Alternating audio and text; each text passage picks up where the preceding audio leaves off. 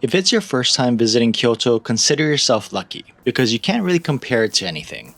For people like me though, who's traveled to Kyoto numerous times over the past couple of decades, it's hard not to think back to the experiences you had before everyone discovered Japan. Our good friends decided to visit with their family, so of course we met up. Here's what it's like to travel to Kyoto in 2025. First stop, this ramen shop tucked in amongst some homes. So ramen isn't really a Kyoto thing, but this place looked good. This place smells so good because he's just grilling the pork right there. So it's a pretty light broth. Subtle flavors are kind of a Kyoto thing. It almost reminds me of a soba or something. Some of these shichimi pepper brands date back 390 years. It's crazy. Look at that pork. This egg. So we're here at Kitano Tenmangu. It's a shrine in Kyoto. We're really lucky this time because there is a kind of like a flea market going on, and it's held once a month. It's been like 6 or 7 years probably since I came last, but it's really big.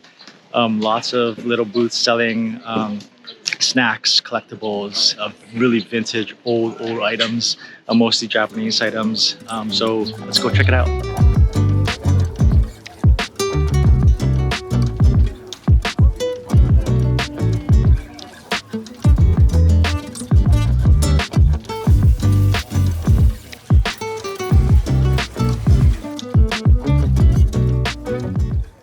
Nijo, or Nijo Castle, has a projection mapping event by Naked, which is a company that designs immersive experiences using light and tech.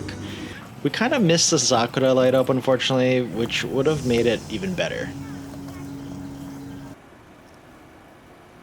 We had dinner at an izakaya that the locals recommend and called it a day.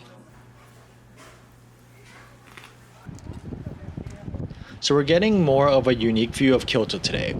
Riding down the Hozugawa River lets you take in Kyoto's nature. The ride is nice and calm for most of the way, and there are some pretty exciting moments when you squeeze through rocks and go down mini rapids. It's my third time doing this, but it's been enjoyable every time.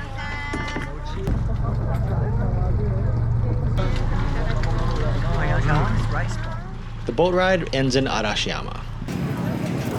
Man, it is really crowded today. It's always a crowded area, but this is the most crazy I've ever seen it. We walk through the bamboo forest, which is still very nice, but just that a little bit more weaving is required. We're kind of tired of the crowd though, so we cut our time here short. Yakiniku for dinner. Because of the increase in tourism, a lot of places are raising their prices a little and the reviews are getting skewed. Even Japanese review sites like Tabelog are more open now. So what's happening is that first-timers will eat somewhere, give it 5 stars and say it's the best ever, but by Japan standards, it may be more like a 3. On top of that, it's more expensive than it used to be. This was one of those places.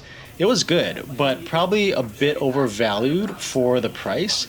If you want more native research and help planning a Japan trip, you can try omakasetravels.com because I do think it's getting a little bit harder to filter out information these days.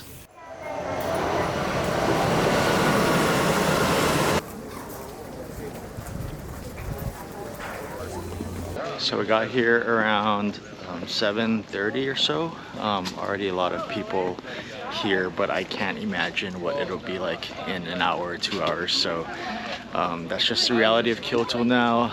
Super packed, probably 70-80% foreign tourists, and the rest are Japanese. But yeah, very crowded. Definitely not like the last time we were here. I would say if you're planning to go to any of the tier 1 or tier 2 spots in Kyoto, try to stay away between 10 a.m. to 5 p.m. maybe, and go early in the morning, or if there's a light up or something, that's gonna be crowded too, but try to go as much as possible off peak hours, because otherwise it's really crowded and kind of like being in Disneyland the whole time. We're kind of over dealing with the main attractions, so we're heading out to the Daitokuji temple area. More of the quieter side of Kyoto. So we're back at Kodoan, the same tea house I went to in a previous Kyoto video. It's a lovely tea house with different rooms inside that you can just relax in. You also can make and drink as much matcha as you'd like and just kind of take things slowly. This is the oldest Western restaurant in Kyoto.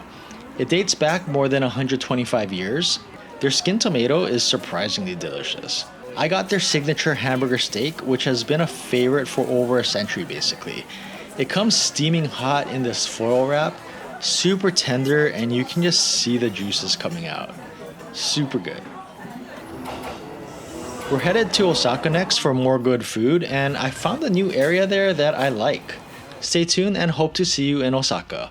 In the meantime, let me know what you think about traveling to Kyoto and let me know if you have any tips.